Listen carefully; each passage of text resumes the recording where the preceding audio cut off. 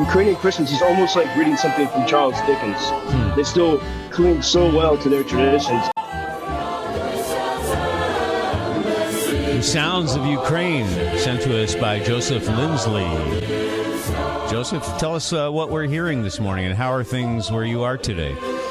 Bob, good afternoon from Lviv. This is another traditional Ukrainian Christmas carol. And usually here, these songs will not be sung until January 7th or January 6th, which is Christmas Eve here on the Julian calendar, 2 weeks behind the West. But these are the songs that people sing around their family tables as they walk from house to house. And they're about, the meaning of Christmas, the birth of Christ. And I think it is probably the most intense Ukrainian holiday. Welcome to Ukraine, but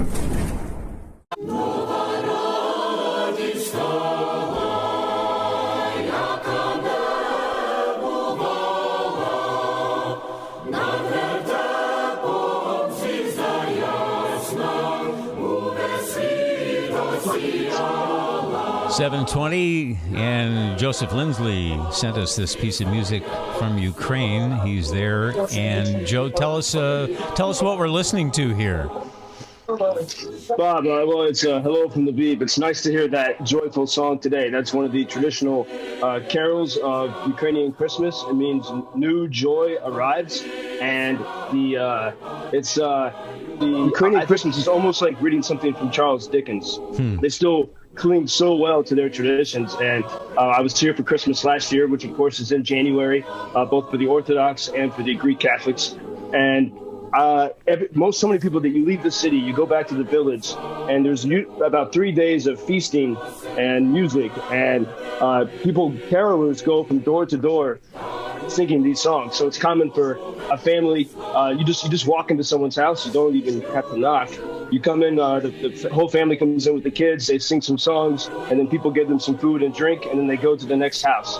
And it's such as the rituals haven't been watered down or weakened, through hundreds of years. And a lot of these rituals and were developed and clung onto during years of oppression, especially here in Western Ukraine. For 70 years, it was illegal to be Greek Catholic. It was illegal to have these traditions, and the Soviets tried to change the mentality to make people celebrate New Year's instead of Christmas.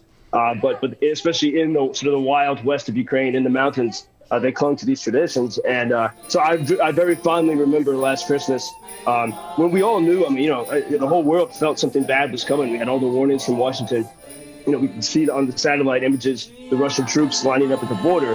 And so there was a sense of, that this might be the last totally joyful time for a while. But I was in a little village outside of Lviv, and with some many friends who are great musicians, and from house to house with all the instruments, we walked through the snow, and it was a forge of joy, and really singing into the darkness of the winter, and in such a way that in a normal year, I think the Christmas here gives people energy for the year, but especially this most difficult year, 2022. And so now we're looking back at, the Christmas music is starting to return. Here, people sort of celebrate until February. I think we're going to need it. This morning was once again a major attack. At 8:30 this morning, there were nationwide air alarms.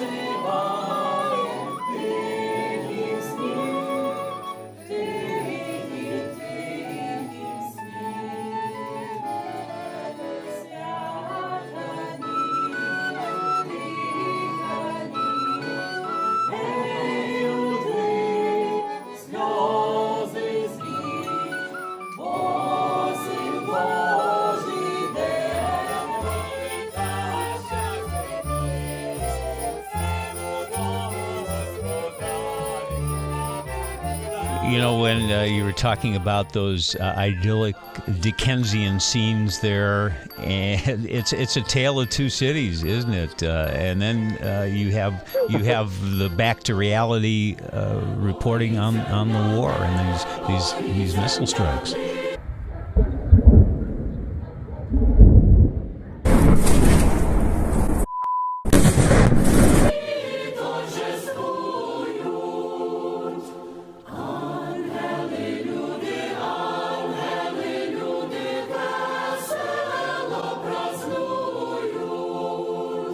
The sounds of Ukraine. Let's go live to Ukraine and Joseph Lindsley. Hello, Joe. What are we listening to here?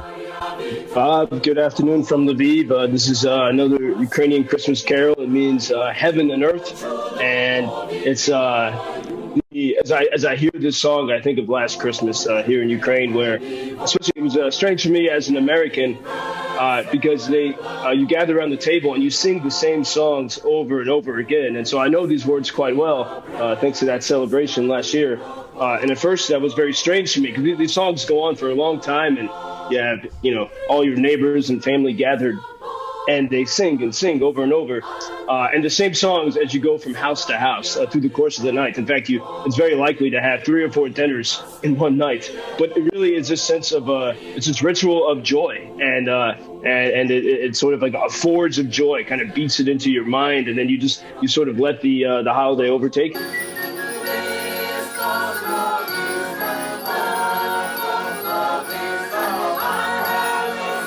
That song that we just listened to, Nebo and Zimli, Heaven and Earth, though that type of music and those celebrations were illegal during the Soviet years, and so it's the oppression has been exactly the other way around. And this is always what the tyrant does. It's Sergei Lavrov, the Russian foreign minister, continues to say that Ukraine has been oppressing Russian-speaking people, and it's absolutely preposterous with this victim mentality, sad story of the tyrant. When really the story is the opposite. It's Ukrainians who've been oppressed, and now whether they speak Russian or Ukrainian, they're united just to stay free.